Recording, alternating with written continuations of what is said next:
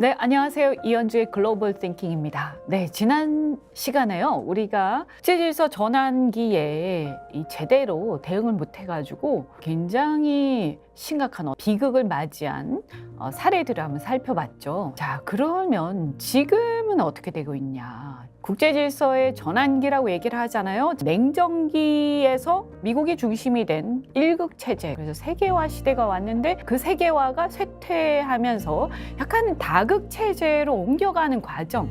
근데 이게 다극체제가 아직까지 안정된 과정도 아니고요. 또 여전히 미국의 패권은 강과합니다. 이런 상황 속에서 그 도전자 중국, 그래서 미국과 중국 간의 경쟁이 심각해지고 있는 그런 상황인데요. 이 속에서 우리나라의 정말 입장이 굉장히 난처합니다. 여러 가지 어려움도 있고요. 그러나 여전히 한미동맹을 중심으로 한 미국 중심의 패권 질서에 우리는 여기에 순응은 하고 있습니다만, 그럼에도 불구하고 이 상황이 어떻게 진행되고 있는지 면밀히 또 알면서 대응할 필요가 있습니다. 또 앞으로 또 어떻게 변해갈지 예측해 볼 필요도 있고요. 자, 그래서 이번 시간에는 미중 간의 패권 전쟁이 어떻게 진행되고 어떻게 전망이 되는가, 이런 걸 한번 살펴보도록 하겠습니다.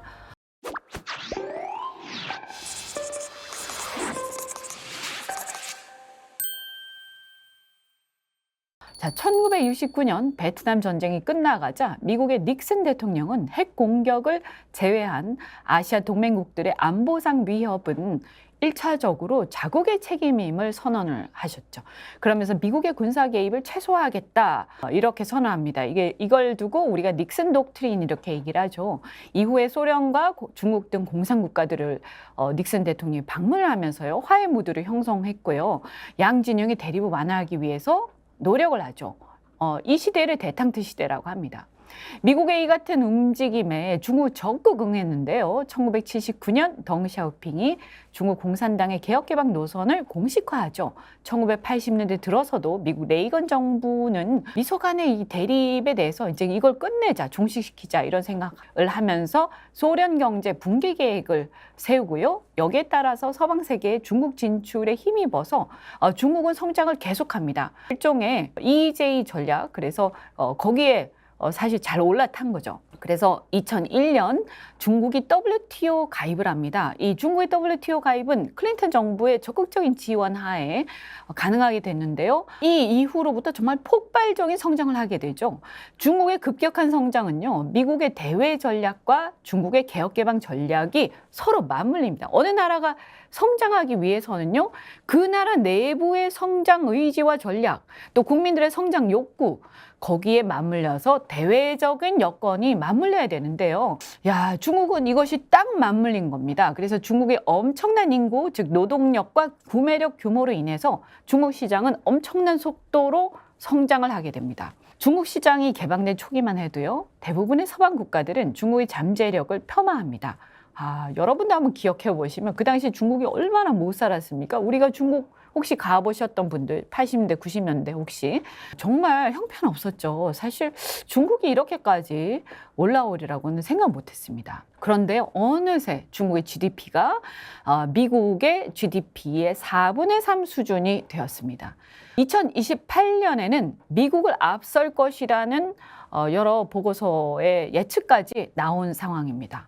즉 머지않아 중국이 미국을 추월해서 G1이 될 수도 있다는 얘기죠. 물론 GDP라는 것은 국가 전체의 총생산이기 때문에 1인당으로 하면 좀 다릅니다. 그래서 1인당 GDP는 중국이 미국을 추월하려면 멀었죠.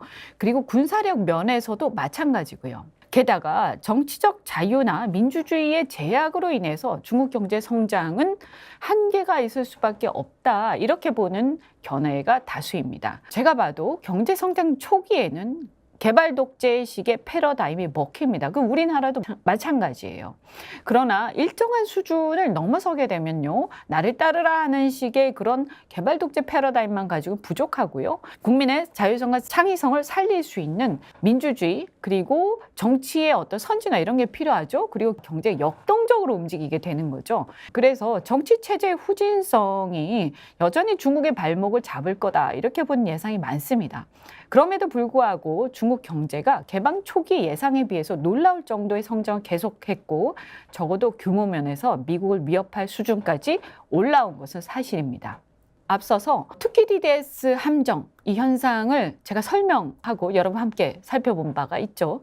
치고 올라오는 어떤 도전 국가가 막 커지고 있을 때 기존의 패권 국가는 과도한 어떤 두려움에 떨게 되고요. 그것이 오히려 전쟁으로 발전하게 된다. 이게 투키디데스 함정인데요. 그래서 이런 투키디데스 함정 이 현상이 미국에 널리 퍼지게 됩니다.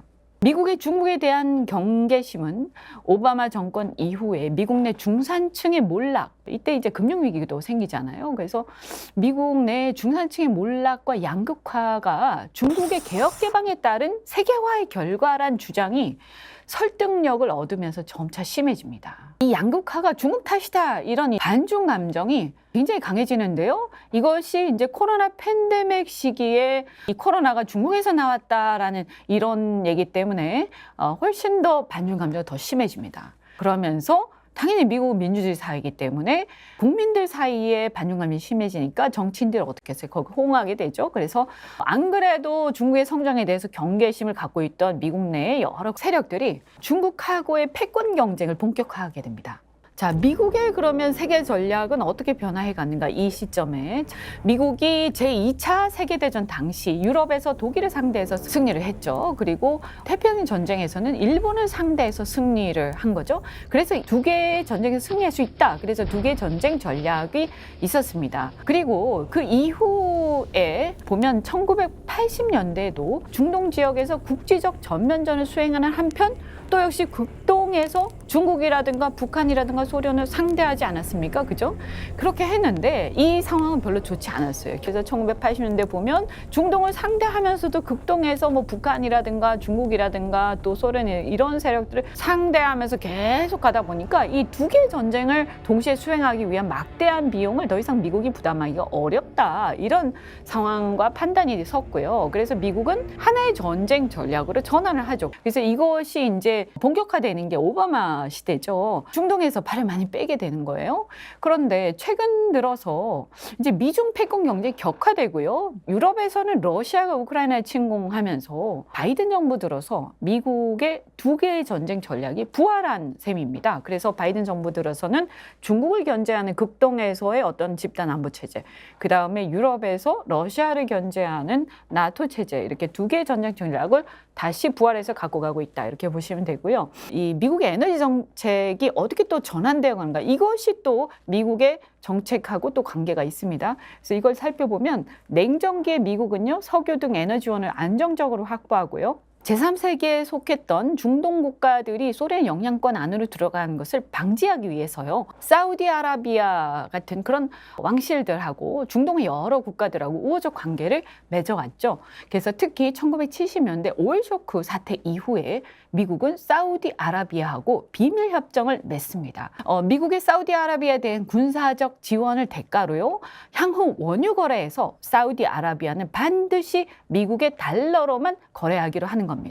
이 비밀 협정이 미국 달러가 기축 통화로서의 지위를 유지하는 데 큰 기여를 하게 되는 겁니다. 그러던 중에 미국에서 2008년 이후에 셰일가스 혁명이 일어납니다. 여러분 들어보셨죠? 그래서 이 셰일가스 혁명이 일어나니까 더 이상 미국이 사실은 중동에 대한 원유 수입에 대한 의존도가 그렇게 높게 가져갈 필요가 없는 거예요. 그래서요, 이 미국에서는 중동에 대한 의존도가 약해지기 시작합니다. 또 미국 국내에서는요, 그때쯤 보면 이라크전을 부시 행정부에서 집요하게 수행을 했는데, 아니 이 이라크전을 한참 하고 나서 보니까 이 중동 지역에서 전쟁 수행을 도대체 왜 했냐? 거기에 뭐 대량 살상 무기 있었다고 하는데 없지 않았느냐? 그리고 돈을 엄청나게 쓰기만 하지 않았느냐. 그래서 미국 내 재정 및 여론의 압박이 심해집니다.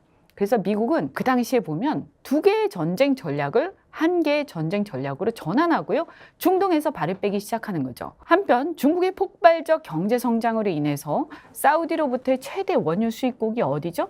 원래 미국이었는데요. 이게 미국은 셰일가스로 인해서 원유 수입이 좀 줄어든 반면에 중국이 이 경제가 성장하다 보니까 엄청나게 원유 수입을 하게 되는 거예요. 그래서 사실은 사우디의 최대 원유 수입국이 미국에서 중국으로 바뀌는 거죠. 이런 사정이요. 결과적으로 중동의 최대 친미 국가였던 사우디아라비아가 친미 일변도의 외교 정책에서 자원민족주의를 중심으로 한 전략적 외교 정책으로 전환되게 되는 계기가 됩니다. 한편 미국은요, 중국을 견제하기 위해 경제 안보 개념까지 내세우게 되죠. 바이든 정부 이후에 그동안 기후변화에 무관심했던 노선을 변경을 해서요. IRA법, 우리는 뭐 이게 전기차 보조금 이런 걸로 기억을 하지만 실은 이 IRA법의 주요 내용은요, 인플레이션 감축법이고요. 그다음에 에너지 전환에 대한 얘기가 주로 많이 들어가 있습니다. 그래서 이 IRA법을 계기로 에너지 전환을 전략적으로 추진하기 시작하는 거죠. 기후변화에 대응책으로 화석에너지에서 신재생 에너지로의 에너지 전환을 내세우면서 그러면서 전기차 얘기를 하는 거예요. 그러면서 동시에 여전히 화석 연료를 기반으로 에너지를 생산하고 있는 중국 등 개발도상국이 있죠. 그래서 그런 개발도상국에 대해서는 이 IRA법을 이용해가지고 이 기후변화라는 걸 내세우면서 무역 장벽으로 활용하는 셈이에요. 그런데 미국은 자국의 강점인 핵 에너지도 청정 에너지로 분류를 하고 있습니다. 이는 미국이 핵 확산 금지의 일환으로 미국에 의한 핵우산 제공 혹은 미국과 핵 공유를 유럽 및 극동 지역에서의 집단 안보의 핵심 내용으로 다루고 있기 때문에 또 불가피한 측면이 있습니다. 그래서 이와 같이 경제와 안보를 전략적으로 묶어서 정책을 세우는 경제 안보의 개념이 점차 중요해지고 있는 것이죠. 자, 그래서 경제안보라는 게 그럼 뭐냐? 경제를 외부의 영향으로부터 안정적으로 보호하는 것인데요. 최근에 경제가 국가안보와 밀접하게 연계되면서 동맹국 간 내지 협력국 간의 다자협정 등을 통해서 경제를 블록화하고요. 그래서 글로벌 공급망을 인위적으로 구축하는 현상, 이런 걸 경제안보라고 하기도 합니다. 특히 미중 전략 경쟁을 배경으로 자국 중심주의, 보호무역주의가 심화되면서 한국과 같이 지금까지 자유무역을 통해서 경제 성장을 견인해온 나라들이 큰 타격을 입고 있습니다. 사실 우리 입장에서는 이렇게 블록을 치는 것이 한국은 별로 좋지 않아요. 우리는 많은 나라들한테 교류하면서 많은 물건을 팔고 또 자원을 쉽게 획득할 수 있어야 되는데 그것이 어려워지고 있기 때문입니다. 어쨌든 이 경제 안보의 대표적 사례는요, 미중 간의 반도체 패권 경쟁력, 그리고 미국의 IRA법, 반도체법 이런 게 대표적 사례입니다. 얼마 전에 세계를 휩쓸었던 코로나19로 인해서 세계 경제가 큰 변화를 겪었죠. 비대면이 일상화되면서 이전에 비해서 디지털 전환, 미래 산업으로의 전환이 급속도로 이루어집니다. 이런 비대면 경제는요, 필연적으로 반도체 수요의 급증을 초래하죠. 그래서 중국 경제 비약적 성장으로 인해서 반도체 수요는 급증하게 됩니다. 그런데 비대면으로 해서 반도체 수요가 급증하고 중국의 비약적 성장으로 반도체 수요는 급증하는데 미국은 중국하고 그쯤에서 무역 경제 전쟁이 심해지지 않습니까? 그러다 보니까 미국은 아까 말씀드렸죠. IRA법 이런 걸 통해서 중국 반도체 업체에 대한 제재 이런 것들을 막 하게 되죠.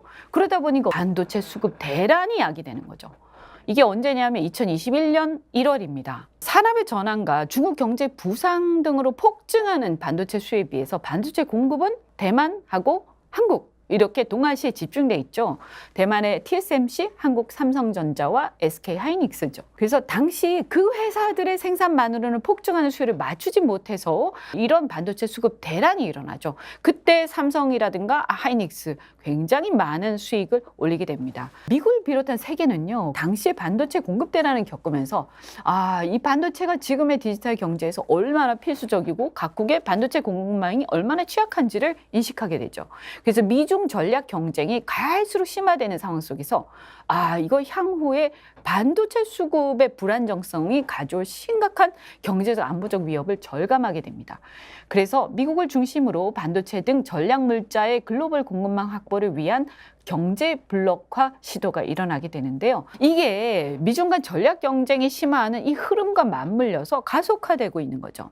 뿐만 아니라 최근에 우크라이나 전쟁은요, 세계 최첨단 무기의 각축장이 됐죠. 제블린 미사일이라고 이렇게 슉 올라갔다가 목표물을 발견하면 콱 내려 꽂는 이런 이제 최첨단 유도 기능을 가진 미사일 이런 게 있는데 이것도 결국에는 반도체가 주 핵심 기술이고요.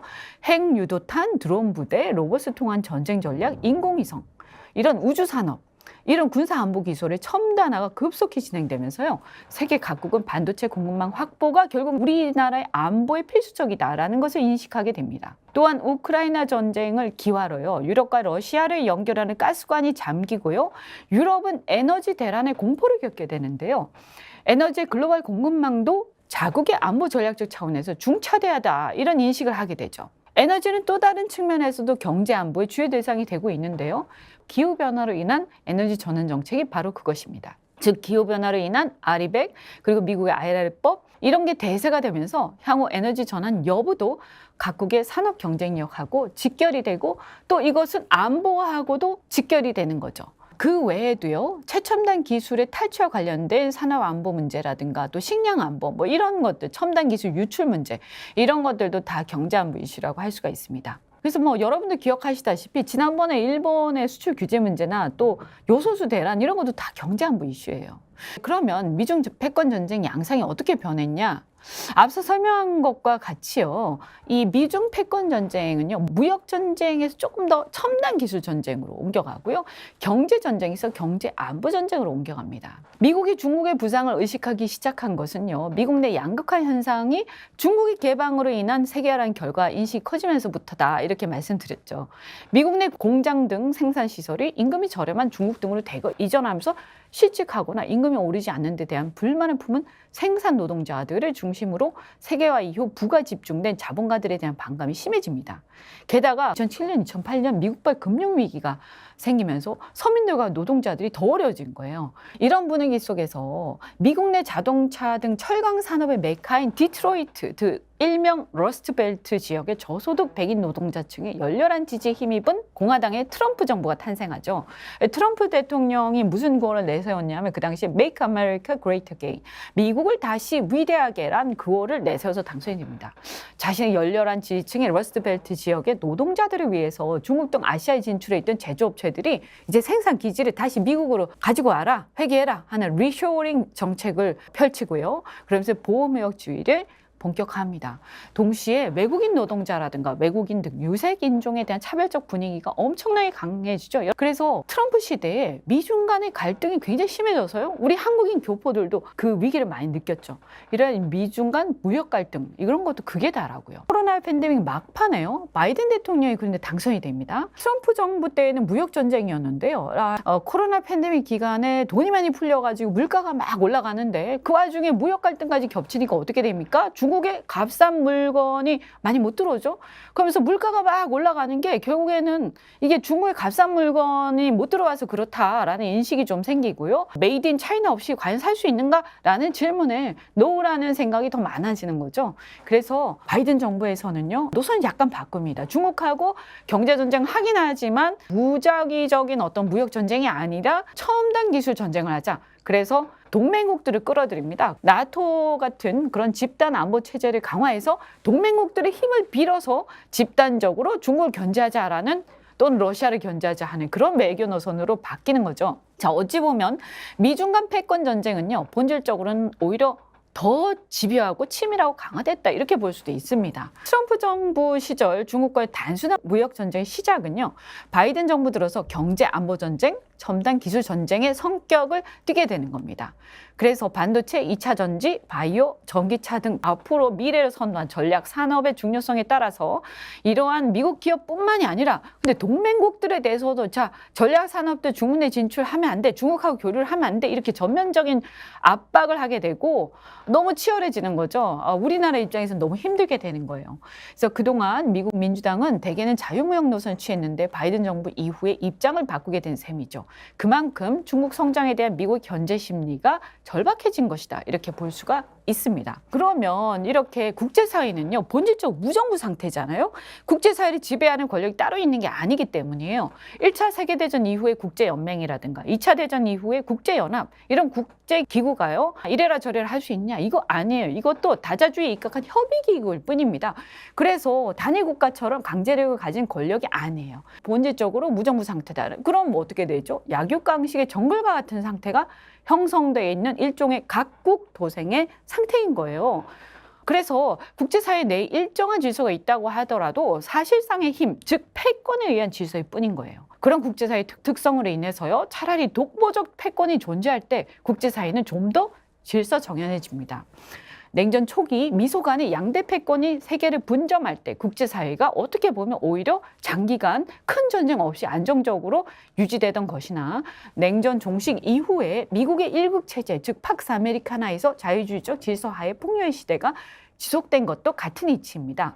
따라서 절대 패권이 부재하는 춘추 전국 시대일수록 백가쟁명이 치열합니다. 그것은 중국의 역사도 마찬가지죠. 미국 중심의 일극체제가 다시 무너지고 다극체제를 향해 가고 있는 지금 세계는 더더욱 약육강식과 각국도생의 생태계로 재편되는 거예요. 이제 이해가 가시죠? 지금과 같은 약한 일극체제 또는 다극체제로의 전환 초기에서 세계는 패권 질서가 다시 재정립될 때까지 당분간 크고 작은 혼란을 겪을 수밖에 없습니다.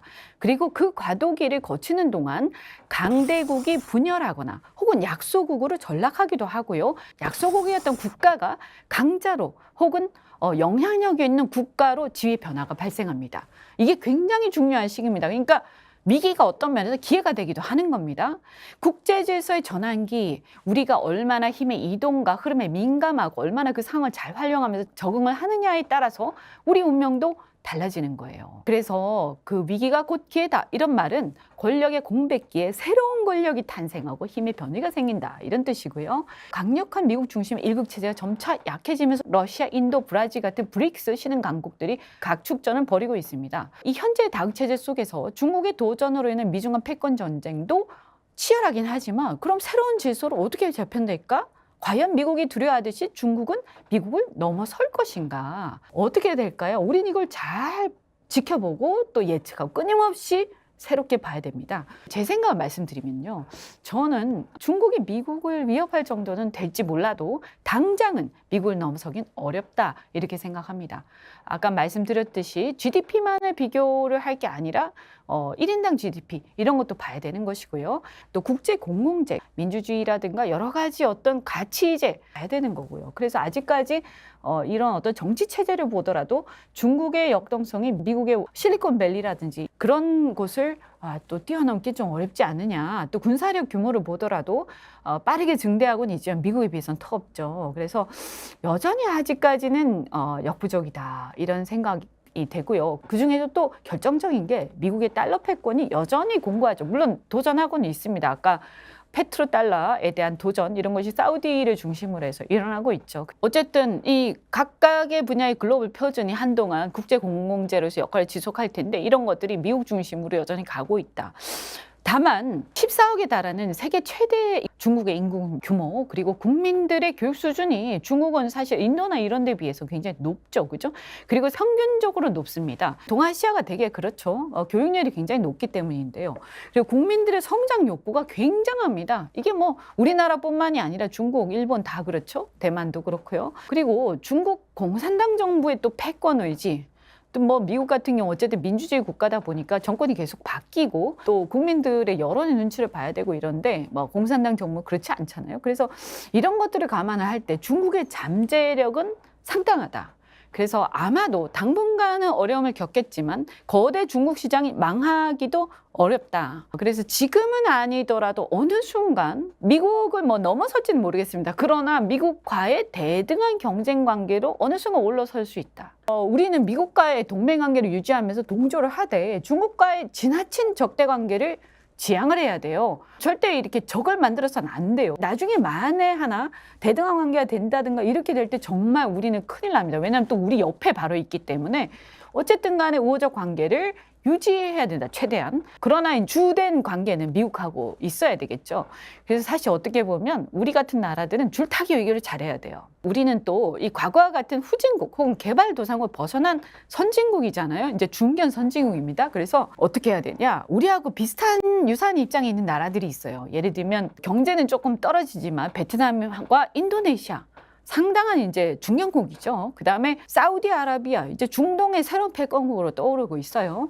그다음에 인도 만만치 않습니다. 독일과 프랑스, 유럽의 패권국들이었는데 이 나라들도 자기의 주체성을 가지고 자율적 외교를 펼쳐나가고 있어요. 그리고 브라질, 남미의 지금 패권국으로 떠오르고 있습니다. 거기다가 이 모든 나라들이 유럽 빼고는 대부분 자원 강국입니다. 그래서 우리는 이런 중견 국가들하고 연대를 해야 돼. 그래서 굉장히 가까운 관계를 만들어야 됩니다. 그리고 세계 정세 변화에 민감하게 계속 예의주시하면서 대응을 해야 되고요. 가능하면 그렇게 함께 어깨를 나란히 하면서 지나치게 미국과 중국이 극단적으로 경쟁 관계로 가면서 세계가 비극으로 가는 것을 우리가 막기 위해서 노력해야 됩니다. 왜냐하면 심각하게 패권이 서로 대립하는 상황으로 가면요. 한국은요, 굉장히 힘듭니다. 우리는 절대 이 세계와의 교류를 빼고는 발전할 수가 없습니다. 우리나라에게 유리하게 이 세계 정세를 가급적 유도하기 위해서 노력을 해야 됩니다. 최대한 비극을 막기 위해서 다른 나라들하고 협력할 수 있는 그런 리더십을 발휘해야 되는 거죠. 자, 오늘 이렇게 미중 간의 패권 전쟁 한번 살펴봤는데요.